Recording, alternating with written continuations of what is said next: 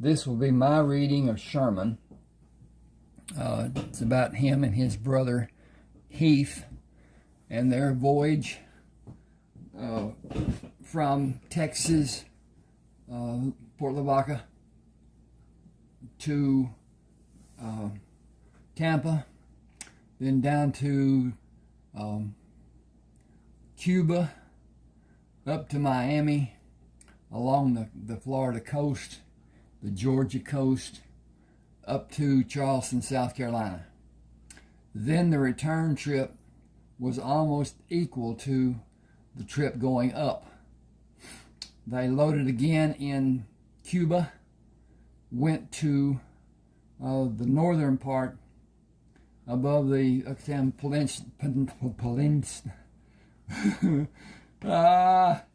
get this straight here in a minute. I'm looking at this 38 degrees down here on my computer.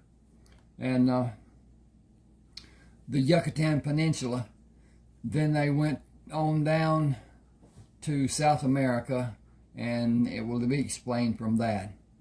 At any rate, here we go. This is chapter 1 of Sherman.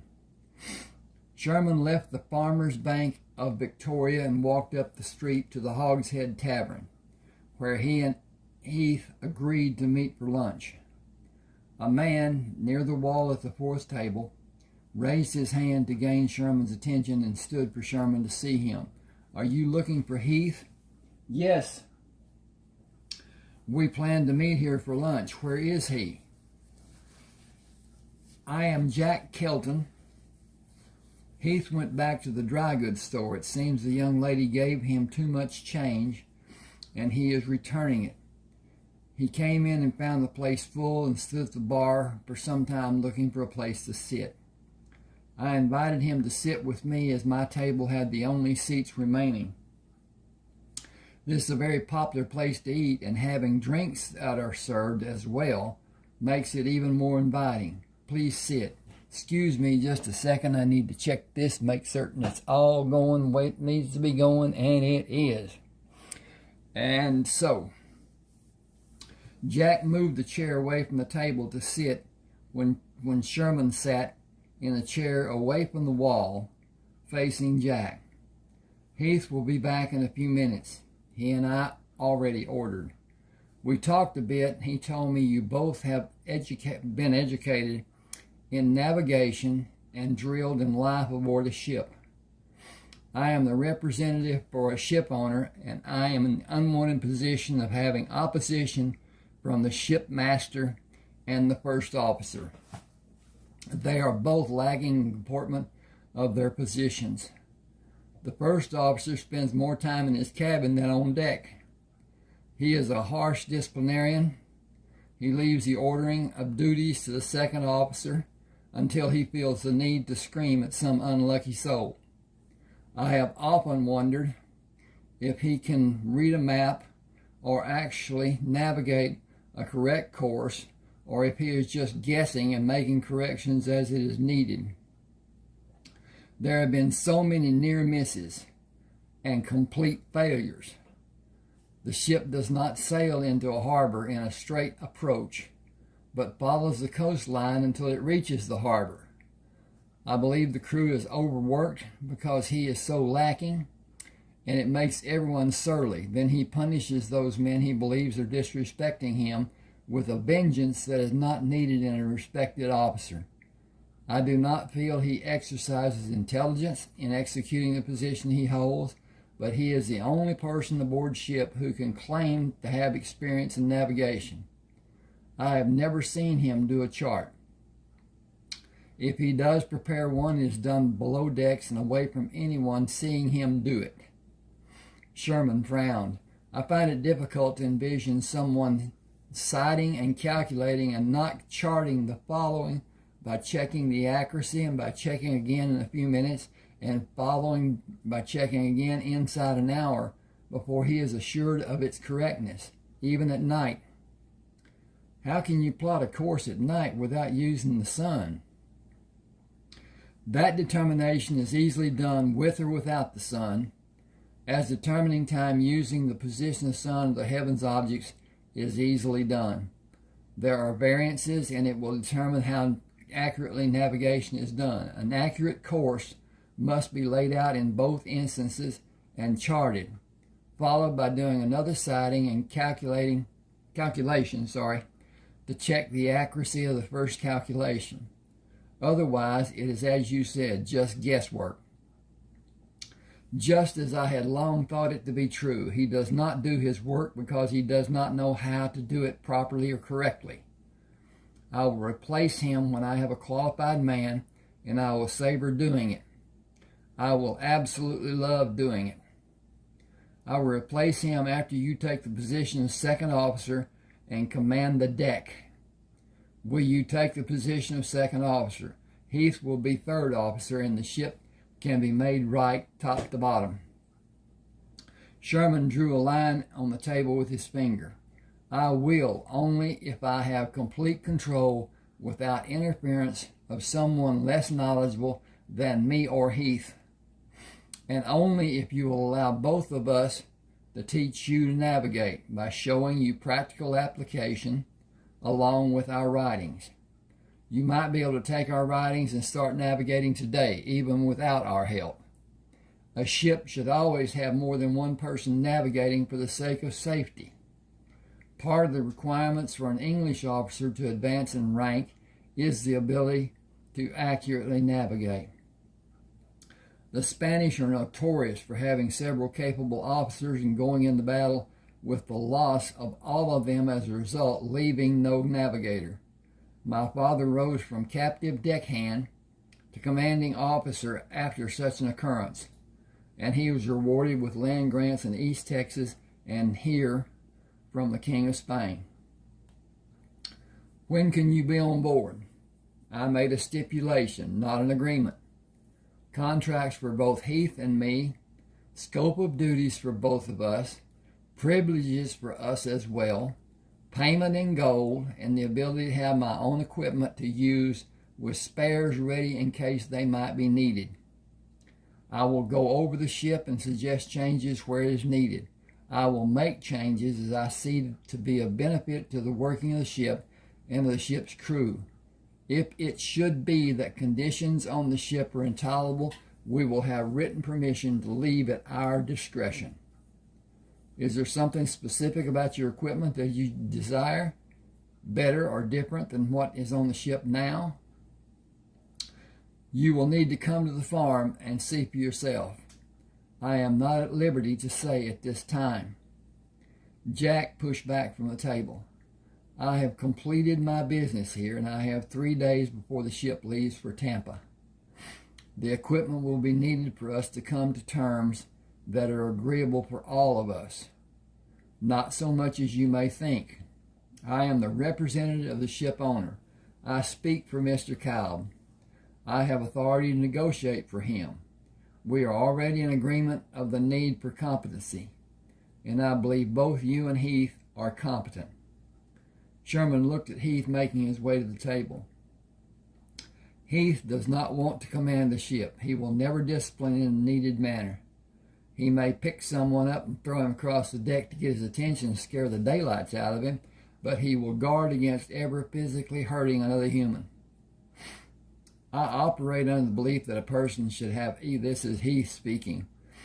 I operate under the belief that a person should be exactly what he asks for, should have exactly what he asks for.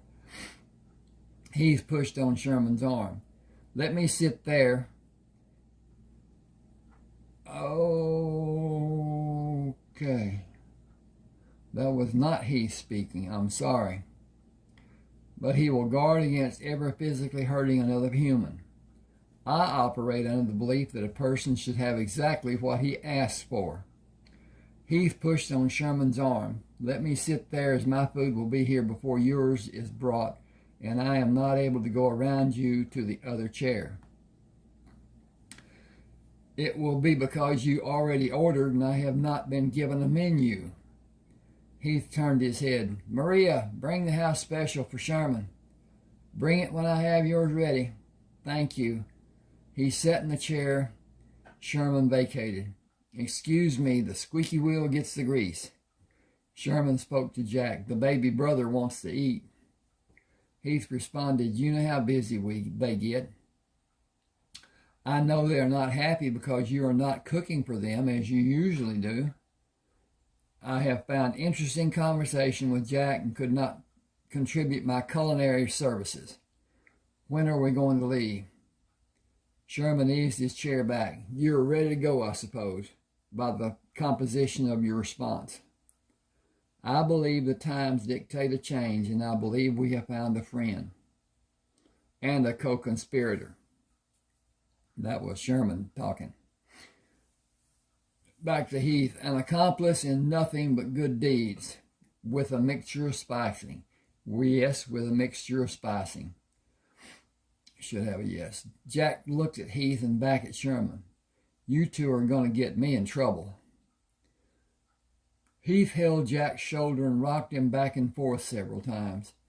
It will be fun, and it will be safe for you, I promise. We will finish here and go to the farm. You can do as you like, but I will enjoy showing you all that we do there, if you will allow me the privilege. Then you can do as you like. Jack said, I am intrigued about the manufacturing you spoke about earlier. Most visitors want to taste the honey and cheese before they see all the other things we do. That goes without saying, doesn't it? After being introduced to a few people on the farm, Jack followed Sherman to the southeast tower. He placed his hands on the ladder and looked up. That is a long way to climb. I may need to rest. Excuse me. I may need to rest before we reach the top. There are several platforms built for that purpose and for defending the men in the upper level from the men on the ground under them. They would not be able to see them if the attacking men were directly under the tower. My father employed them in East Texas, and we continue using them here. Excuse me while I get a drink.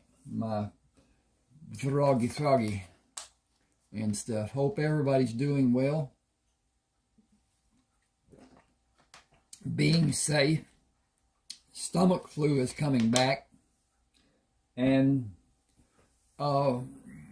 distancing and staying away from and washing your hands and all that may get you to the point of it not happening, but doubtful. Then COVID. In three, as I'm understanding, 3 different varieties. Mutations have happened. But I have no faith in the inoculation that we were given during the first COVID. Excuse me. The inoculations that we were given in the first shutdown that we had and whatever. I got sick from the second one. It wasn't illness exactly. It was that phase that you get in when you're first becoming ill. The off-centeredness and the stuff that happens and whatever. But at any rate, staying away from people is the best thing. That's hard to do when you live with people, but at any rate, my wife works at the hospital, so it's even more of a threat. At any rate,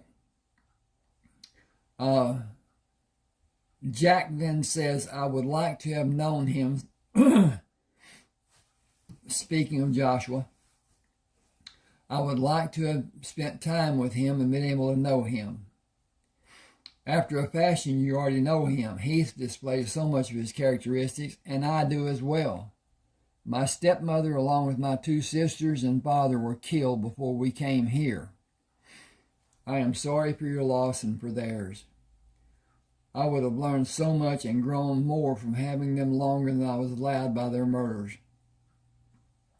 It haunts me knowing how much was taken from me and from all of us. I cannot begin to calculate how much. Were all of those people brought to justice?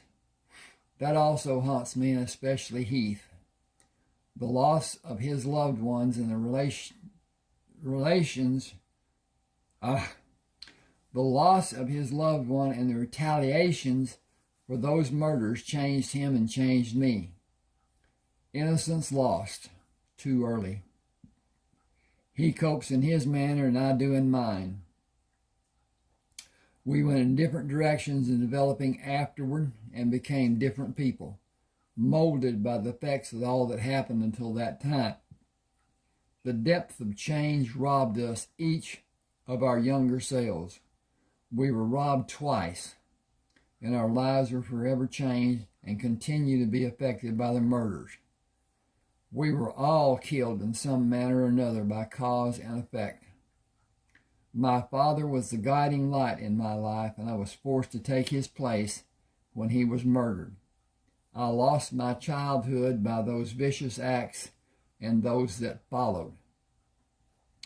He is still the balancing force in my life. He is forever with me as I'll always hear his voice.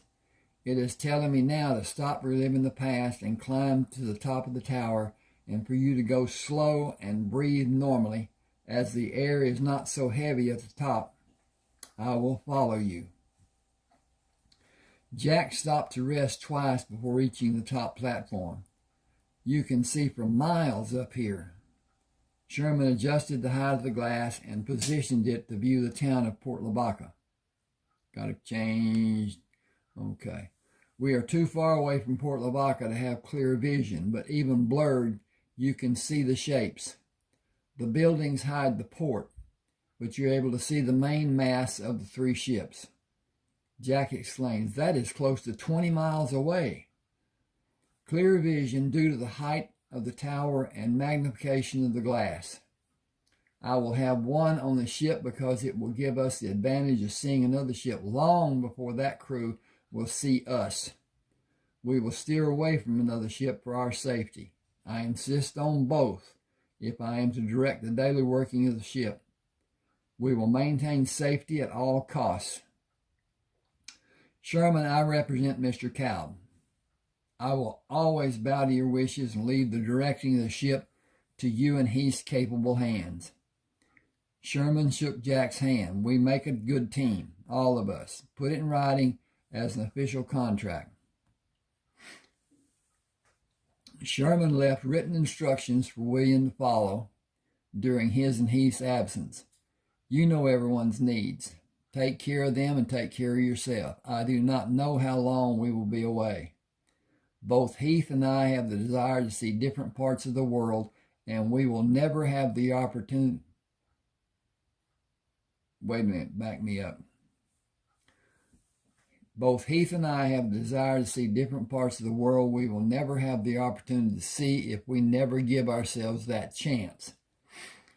Tyndall Pierce will continue coming to Port Lavaca for our consignments and trading. He asked if you would mind him visiting the farm.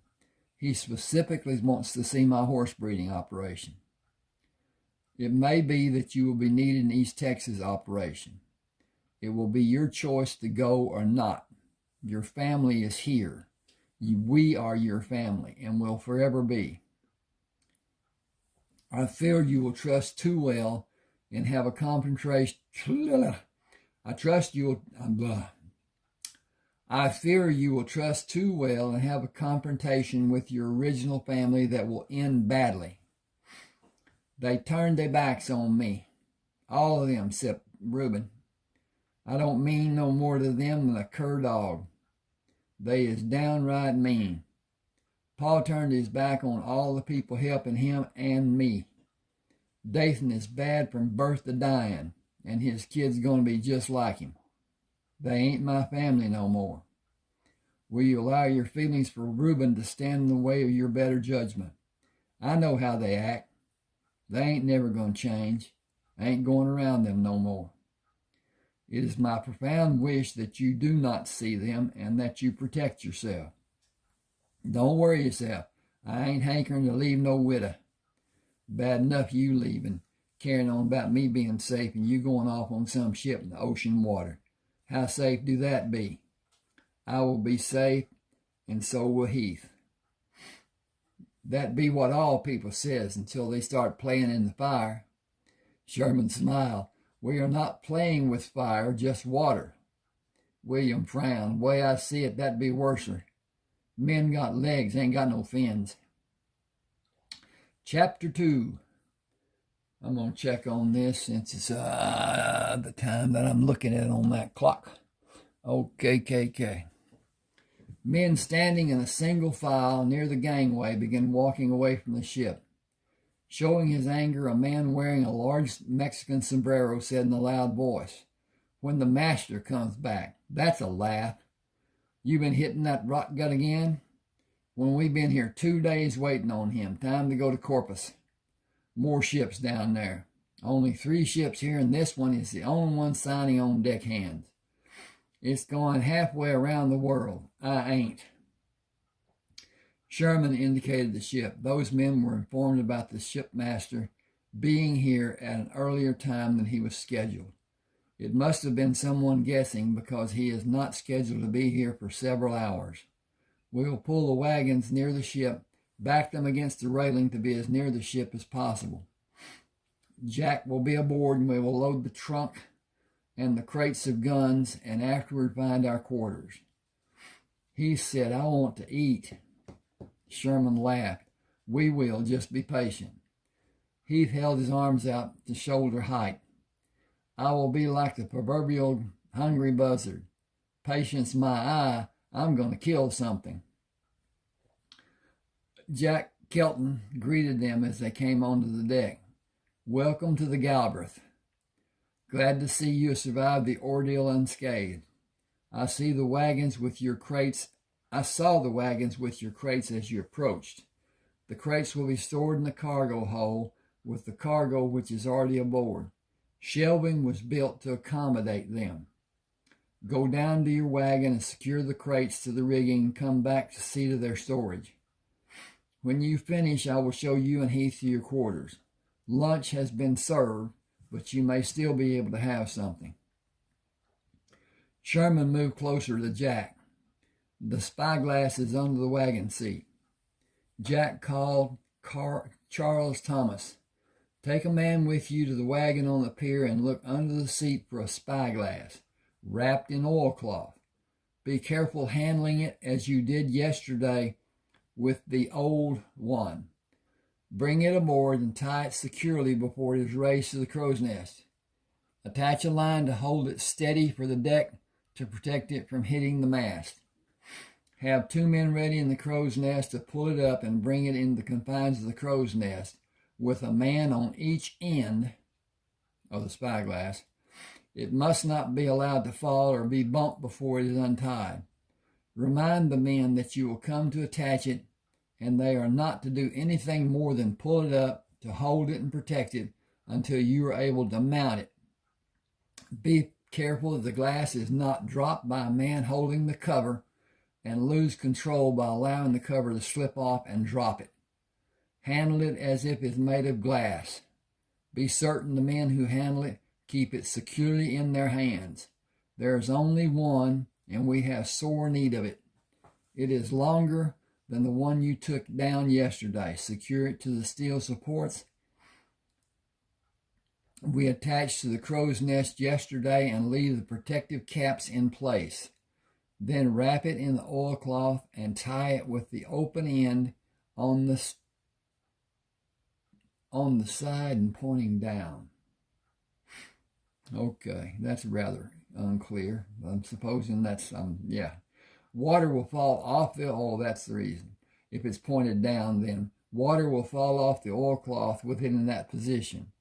The spyglass is sealed, but it will be wrapped and tied for protection when it's not being used. Mr. Crammer will come down with you. Ask if you need help and protect the spyglass. I am depending on your efficiency. In the cargo hold, Sherman looked up at the shelving supporting the first crate. Getting the guns out of the crate is going to be difficult from that position. Heath laughed. The other crate is still on deck. You are second officer. Just take some to your room and put some in mine. No one will question what you have or why it is in your rooms. We have privilege allowed by our position. The guns are all covered. It will be a mystery for the men who help. So your first official act will be ordering those men to help. Let me explain something, and I should have explained before. I have written 32 ebooks. I have published 30 ebooks on smash words. I've got a bit of a dilemma because smash words sold or cooperated with or whatever to draft to digital, D2D.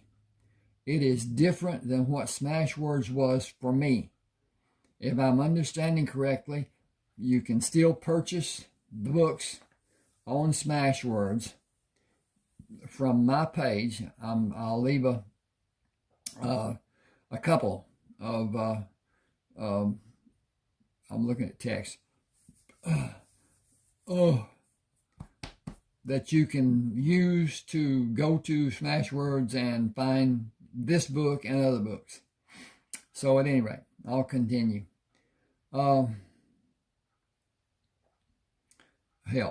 With the contents of the wagon secured on the ship, Heath came to Sherman's room. This has been a very good day so far, with all we have accomplished, but I could eat the horns off a billy goat. Wonder if we can find something.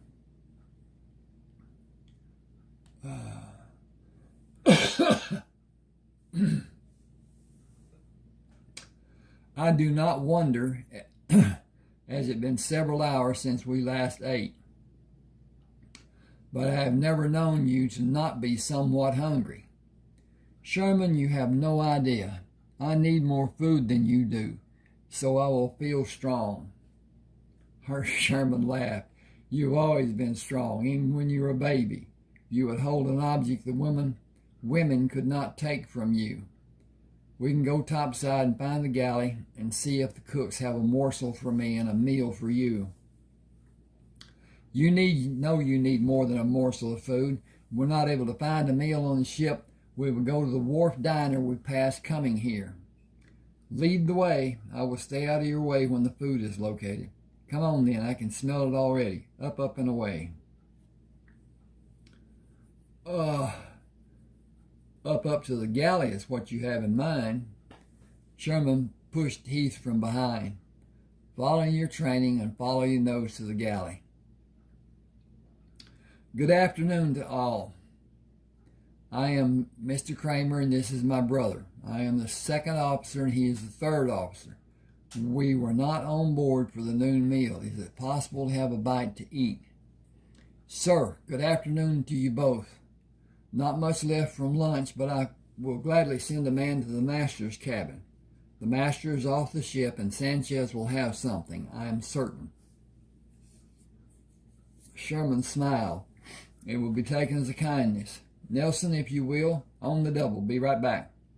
Thank you, Nelson. Mr. Kelton said you would be aboard today, Mr. Crammer. We need officers like the two of you, sir. We don't mind, if you don't mind my saying so, Mr. Kelton has praised you both. His conversations usually lean toward his female conquest and other humorous topics, but he was excited about the two new officers he met and talked about the future changes aboard the ship. My guess is you will bring order to the deck where it has not been before. Excuse me just a second, please. I got to look at this, and so, really, okay. The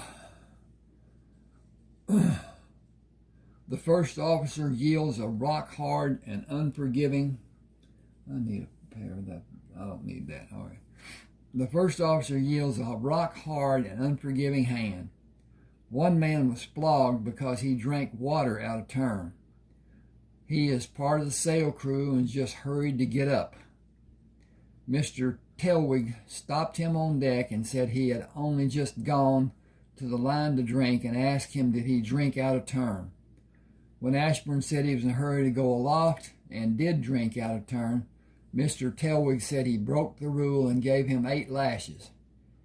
He had Partridge keel hauled a few weeks back because he did not salute. He has not been the same since that happened. Stays to himself and frets. Said he wanted to go to the loft and never come down. He is known to weep at night. Personally, I think he is one step away from committing suicide.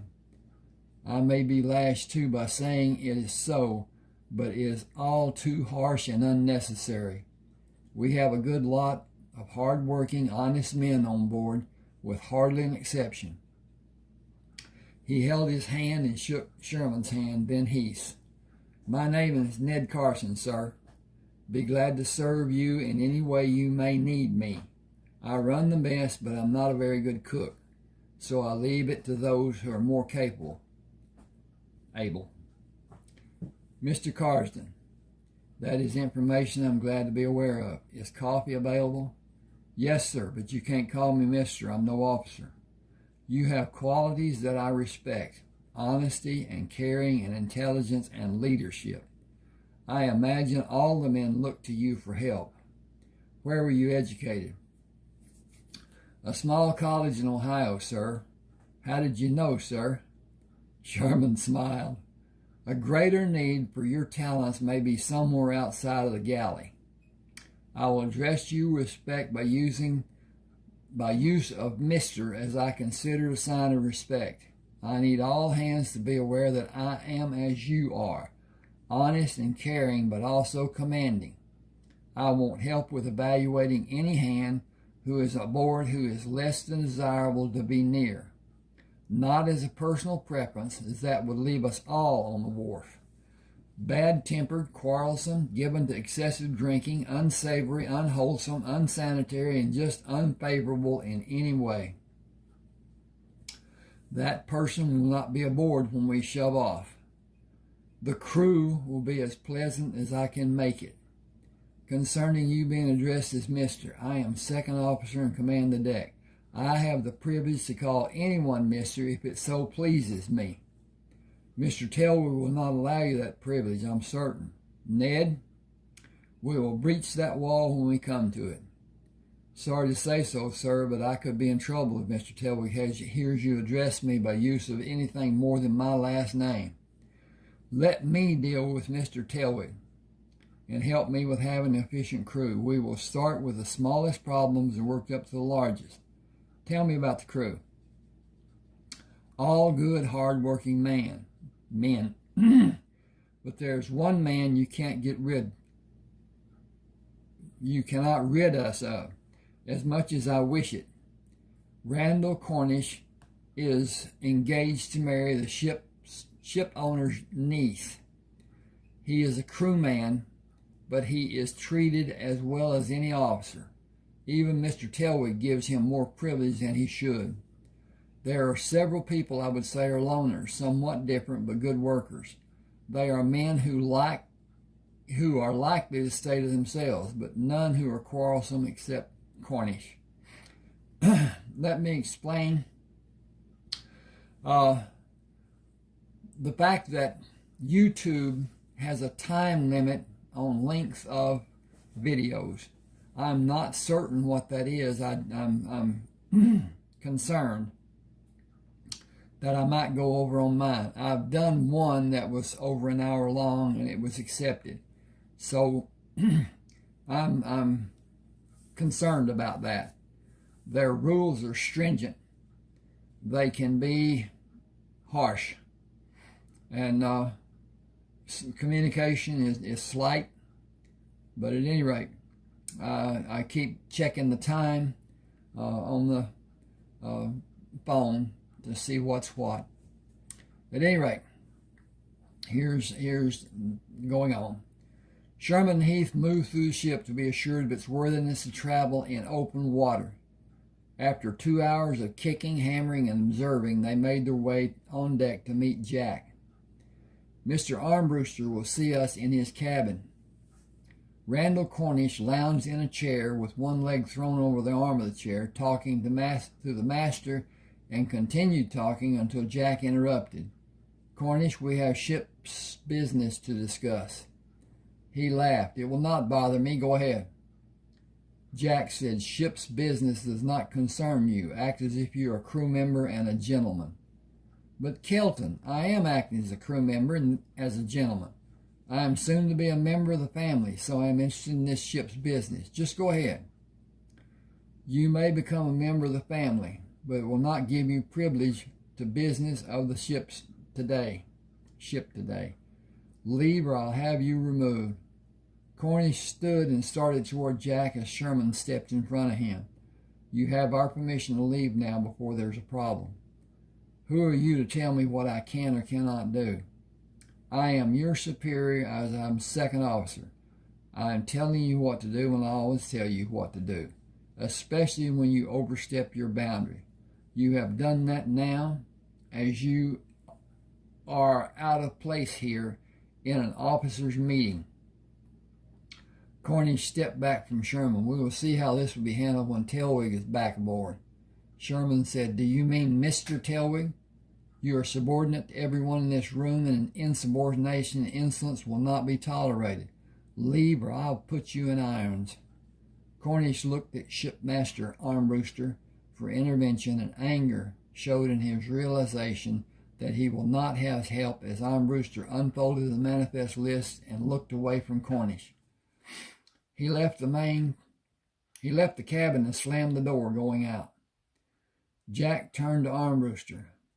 "You have rank in this ship, but you entertain a crew member in your cabin and allow him to believe he has privilege. It must stop. He will soon be a family member, and I want no trouble with Mr. Alistair Calb. You will refrain from speaking to me about the matter further. He is to be allowed all considerations afforded a Calb family member within reason. We are not protected from his future family and is known to be soon a member. His treatment is understood by the crew and it does not cause any disruption of the routine of the ship. Let him do as he will and concern yourselves with your duties. Mr. Crammer, both you and your brother were not of my choosing, but available officers are hard to find.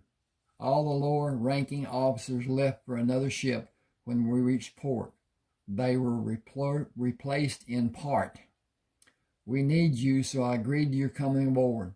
I want no problems from you. Mr. Telwig will see to all ship's business, and he has responsibility for navigation. You will command the ship's crew together. Divide the responsibility of each as you wish, but make it absolutely clear to the crew which of you they will look to for guidance. I run a tight ship. You will each do the same." Sherman said, "That is understood, sir.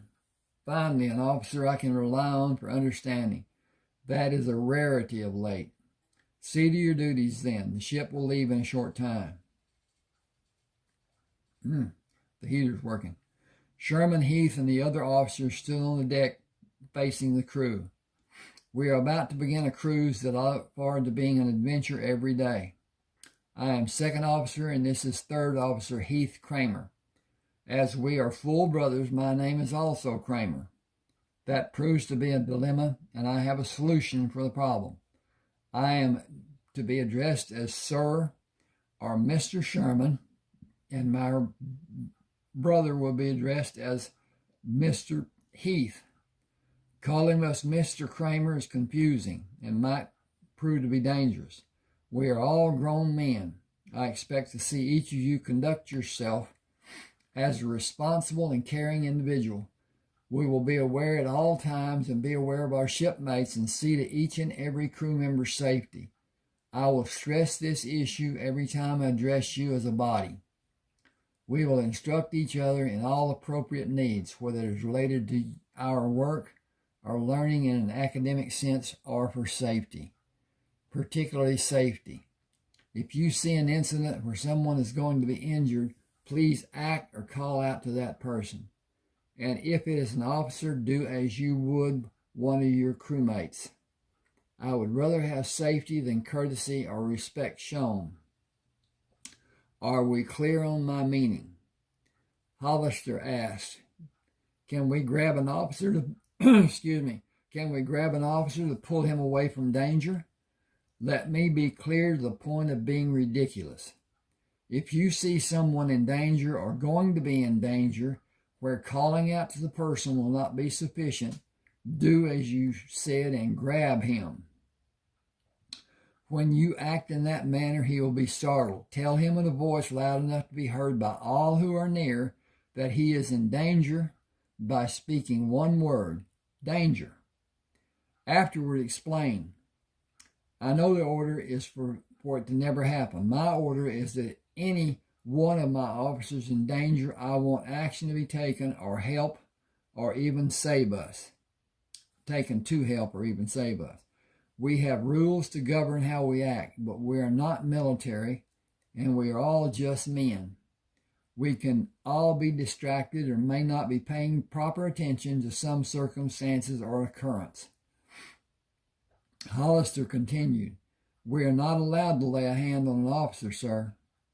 If I'm about to suffer some form of harm, even if it simply fall on my behind, please do as I ask and help me. If it is my brother, will several of you try to help him? Both the crew and officers laughed at Sherman's reference to Heath's size and laughed again when Sherman said, it may be that one of you is in danger if you act to help him on your own. The different crews have been assigned and that list is posted in the mess. We will operate with the understanding that each of you may have special talents which may be better used in another capacity than your original assignment. Go to the mess and have one person read the name of the crewman and tell what his post is. Come back on deck and we will sort out how all of us may best be served. Sherman addressed the crew when they returned to assemble on the deck. First, I want a show of hands by anyone who is not comfortable going up to manage the sails, or if you are in that crew. It is no disgrace and not cowardice. Many people who are able to climb are not adept at certain heights or in the wind or if the ship is in heavy seas. I enjoy being aloft, and if you're not able to find me, please look for me there. I will often relieve one of the lookouts, both to help in that manner and to have a better view of the water around us. Down to business. Since we're talking about up and down, is everyone securing the posting done for you? Trowbridge shook his head. I'm a cook and have a deckhand assignment. Sherman turned to Heath. How is that done? I'm not sure. Did someone read the crew assignment roster? Jameson held up his hand. I read it, sir. Did you read the crew post assignments or the general quarters assignments? I read from the first sheet on the left. That clears it up, as the post assignments are on the right, where new postings will be hung as it is needed, and general quarters will remain hung on the left. I will go down with all of you to see what needs to be done after quarters has been dismissed. Sherman continued, that can be done after ship is underway. I want communications for everyone. I do not expect any of you to be silent through the day, and I encourage each of you to do as it pleases you while you are working, but keep it within reason. Your officer will always be in an area you are in on deck. Look to him occasionally. The sail crew is given every freedom and they conduct themselves with the decorum required for doing their job. Discipline will not be overlooked, but it will not be harsh if it is not warranted. I want a happy and healthy crew. If something is needed, you have my permission to speak to your officer about speaking to a superior officer. Follow the chain of command, but please save my brother from falling on his butt or worse, falling on me. At all times, use good judgment. The chain of command is placed to reduce confusion. Lack of communication is confusion. and we will concentrate on communicating first. All of us have duties. All of us are able to expand our knowledge of those duties. We are first men. Let us be honorable and help each other.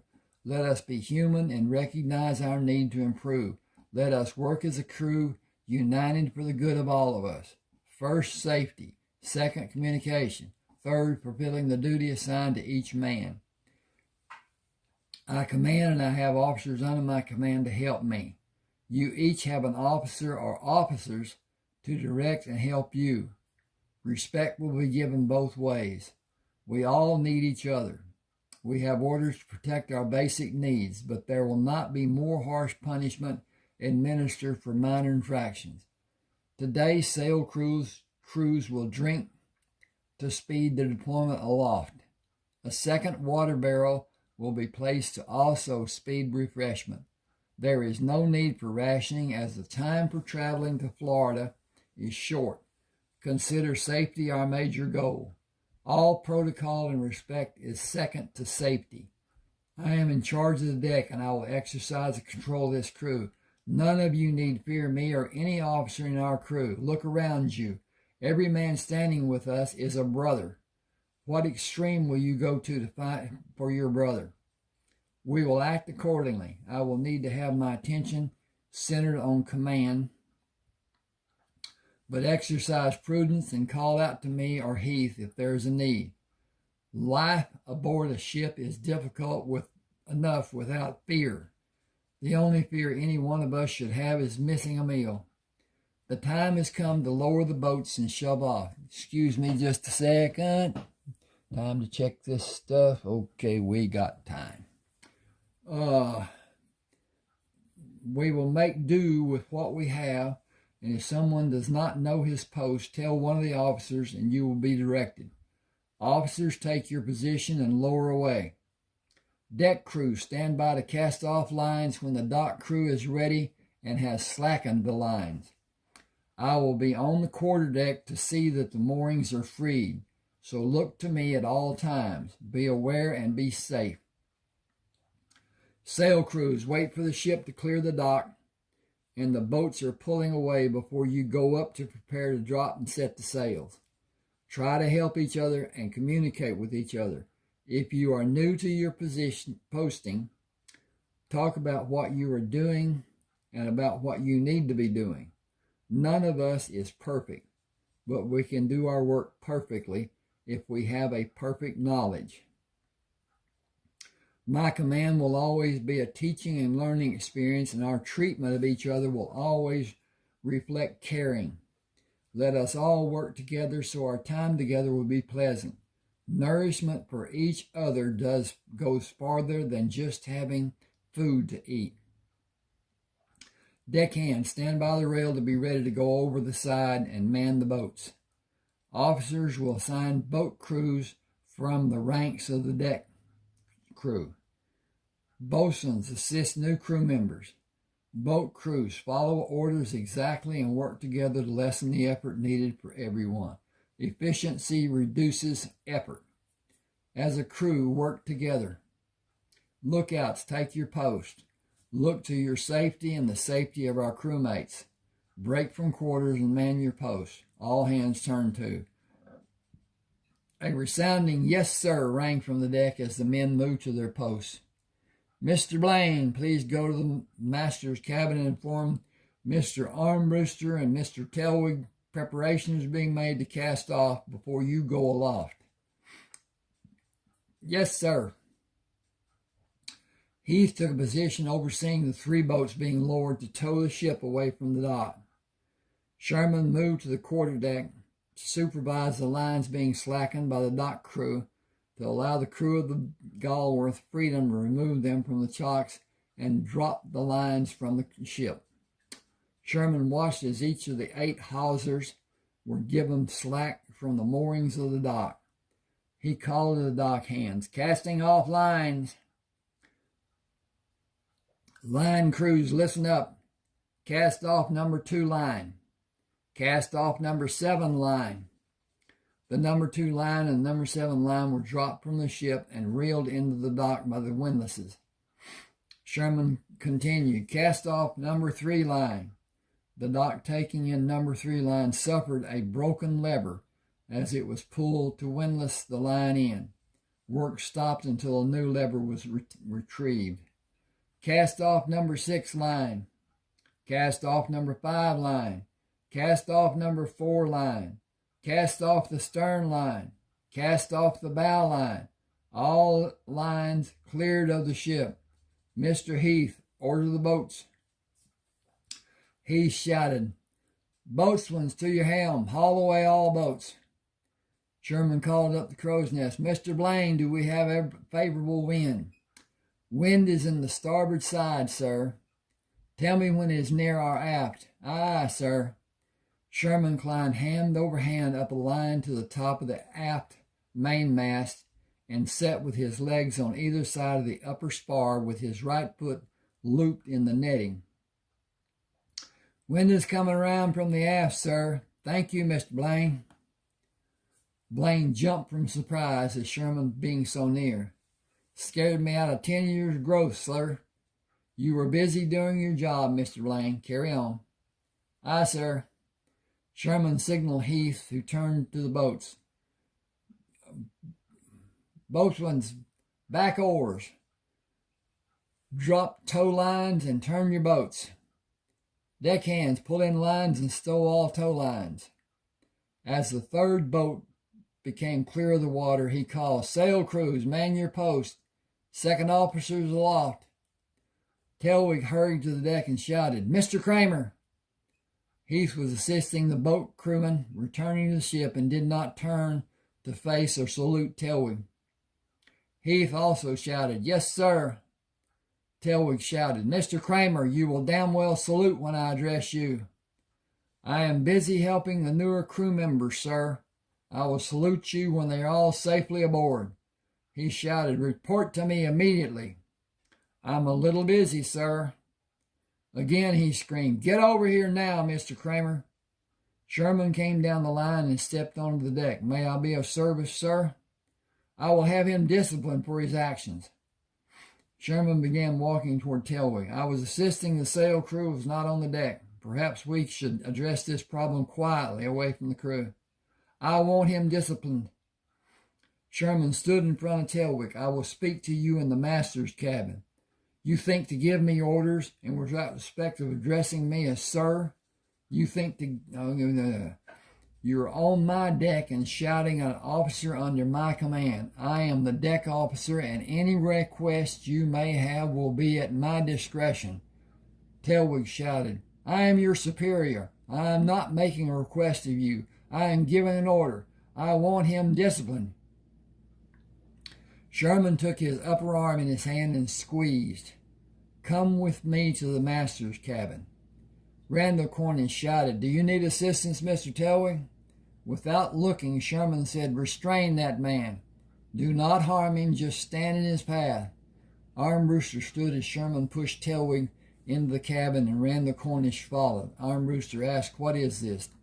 Telwig started to speak as Sherman said, Mr. Telwig does not understand the chain of command and as it applies to the working of the deck. He speaks to only me, and he will never again raise his voice to any crew member. He turned to Cornish. 2 days in the brig without food or water unless you quietly leave. Cornish looked at Armbruster, who had nodded toward the door. Sherman watched Cornish leave and turned to Armbruster. Am I second officer? Yes. I could ask many questions, but I will simply defer to you and allow you to inform Mr. Telwig of his duties, and tell him to see to his duties and leave mine to me. Jack came in the cabin. I heard shouting on the deck. Was there an alarm? Sherman looked at Jack. That is the present problem. There was no harm, and our leaving port was going very smoothly for any seasoned crew. Ours is not seasoned, man or officer. Yet each man was performing admirably, except Randall Cornish, who seems to think he owns the ship rather than believing he's even a single duty. Excuse me. He will work as the other crew members do, or I'll put him on the board. Telwig shouted, you will not. Jack looked away and then while speaking softly. He is in charge of the deck. He is responsible for any discipline. Any orders for this ship will be channeled through Mr. Sherman Crammer. If either of you want Randall Cornish aboard this ship, he will be as he signed on, to work as every other crewman does. He is not a family member with privilege. He is simply a working seaman. He is a simple working seaman. We will have no special privilege. None. If either of you disagree, you can take it to Mr. Cobb when you see him next. I have wanted for the longest time to correct many actions I have seen done on this ship. I have just at this moment come to understand what will be best done for this ship and for my sanity. I stood by and silently watched things happen on this ship that will not happen again. A good man was treated inhumanely because he did not show respect and salute. He might have injured another man if he had stopped to salute. I am ashamed that I did not stop it when it happened. Telwig, your navigational abilities totally evade me. Your lack of concern for the men is barbaric. Your manner of directing men is deplorable. Your sense of caring simply does not exist. It is completely devoid of any degree of kindness. You will be put off the ship when we dock in Florida, but by my orders. You are relieved of duty. Mr. Armbruster, you can follow him if you like. He raised his hand. Not a single word from either you or your boys to Florida will be spent under house arrest.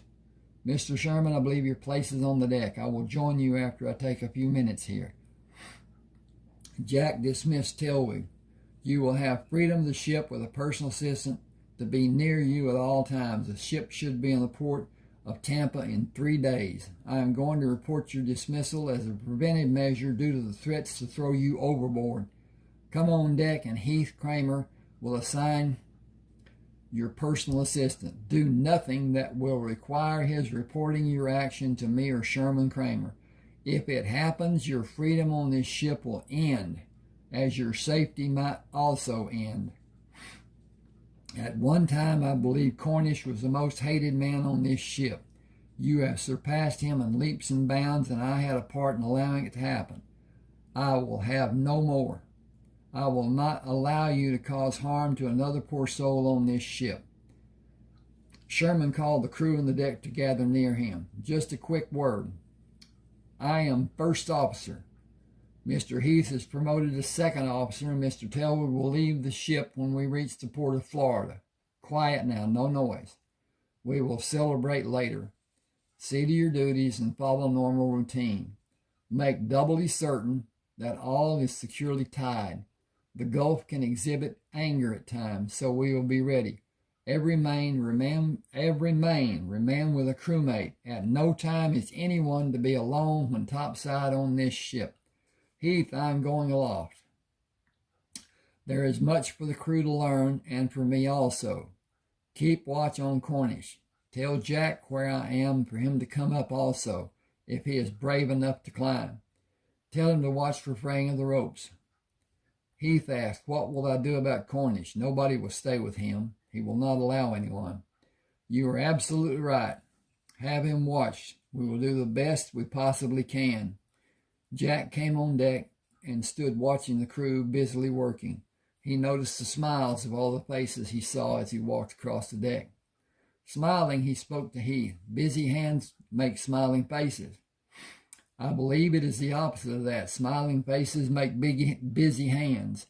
There are 2 other men who could bring smiling faces if they simply disappeared. Jack looked sternly at Heath. I have done all I'm able to do.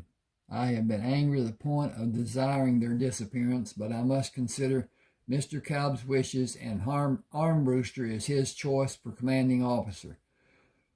Cornish is absolutely a different and very sensitive problem. It will work itself out in time, I hope. The work seems to be coming along well, and the crew seems happy to a man. Hang just a second for me, please.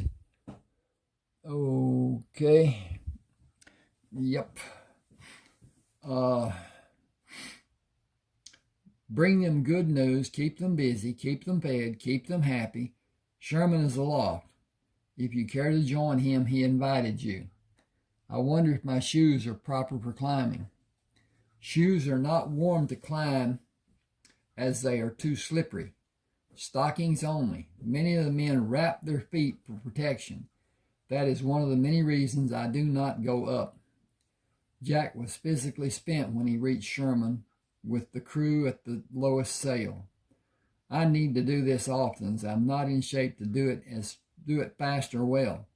This is my first time aloft to any height. I want to rest a bit and go on up. The view must border on majestic.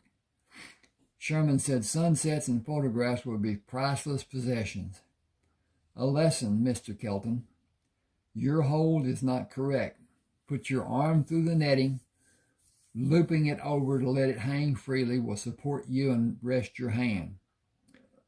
After you have rested, swing your body around the netting and place your feet through the web to stand with the rope above the one you will stand on against the shins of your legs and rest your arms over the spar.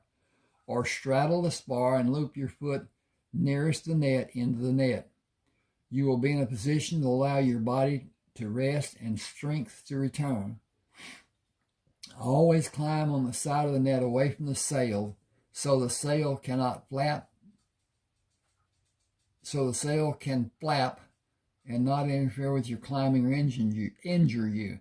There may be a need for you to have your hands free to do work or help a man. Stand on one foot and raise your lower leg to put it through the web of the net and hook your foot behind the lower ropes to have the support of several ropes against your shins. Observe the men in the sail crew and you may see some amazing things done in a routine day. Speed is of paramount importance for a crew member. Remember, there are no officers and there is no rank above decks for a sail crew. It is usual routine and the wind dictates the need. When need is met, routine is another waiting game. Once sails are properly set and tied, the crew will descend because the weight of their bodies will hinder progress of the ship and efficiency of the sails. And it is okay. Jack asked, what are of the lookouts? Doesn't their weight hinder the action of the ship? Sherman swung his body to the offside of the net. Yes, but only to a small degree. They are there to keep the ship safe, and they are absolutely necessary. Near the shoreline, bars of earth and coral reefs are a danger. Rogue waves will be steered into, or the ship will roll and capsize. Or the ship might roll and capsize. A ship or boat not having a lookout and another ship not being attentive is a danger the ship must be made aware of. Once alerted, course change will be made and we will navigate away from the danger. Privateers operate in different parts of the oceans, and we will steer clear of them and run if it is needed. Open water is needed for it to be done. The lookouts are needed at all times for the safety of the ship. They are our first line of defense. They stand a 2-hour watch to help keep them attentively sharp and fully aware. I have several requests for you to entertain. I will promote Ned Carsden, who runs the crew's mess, to ensign.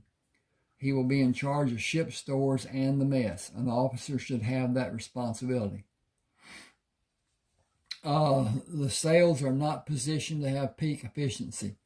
Moving the forward mainmast sails from the positions they are now in and placing rigging for extra sails will give the ship more speed. How can that be done?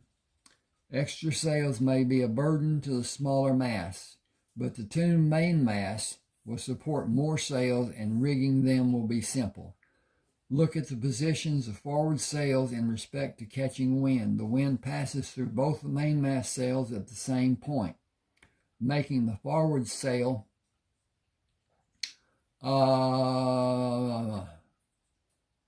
mainmast will catch wind more. the wind will still slip past the sail to push the next sails in line. Those sails are set to receive the current slipped from the mainmast sail. Maintaining proper sail positions demand constant changes. I will draw plans for placing the extra sails fore and aft. The extra sails in the beam area will be done with extra roping and be anchored in a top and side securing. Lowered sails under those sails will only be used to add speed and elude another ship and during times of less wind. If the wind is strong, the mainmast will support the extra sails, but could be a danger if the sail is placed too high. Using a rope pulley to hoist a man up to the moorings of the beam sails can be done quickly and with safety. Do what I recommend, and this will be one of the safest, fastest cargo ships afloat. I'm going to stop right here, even though it's not really a stopping place. Please subscribe to my channel. Hope you're still with me. Hope you enjoyed. Subscribe, hit the like button, share if you will. Really helps. And comment. Commenting doesn't matter if it's just okay, I like this, or didn't like this, or you need to do whatever. Helps YouTube to understand better or think things are better or whatever, and will greatly help my channel be seen, be promoted by YouTube, and that's important. The promoting that they do to have attention made to this channel and the other channels. I have 3. At any rate, I will put a link to this book and other books on Smashwords. You can go and read part. In fact, I've read more than you can read there, but you can make a purchase. This is the thing about Smashwords. You will have a private page. On that page will be your library. Every purchase you make will be put into that library. Should something happen to your computer, device, whatever, you cannot lose this book that you bought. It will be yours as long as Smashwords is afloat. And that may or may not be long. Don't know yet. At any rate, thank you for your time. Hope you enjoyed. I'll do another one tomorrow or whenever. Thanks for being with me.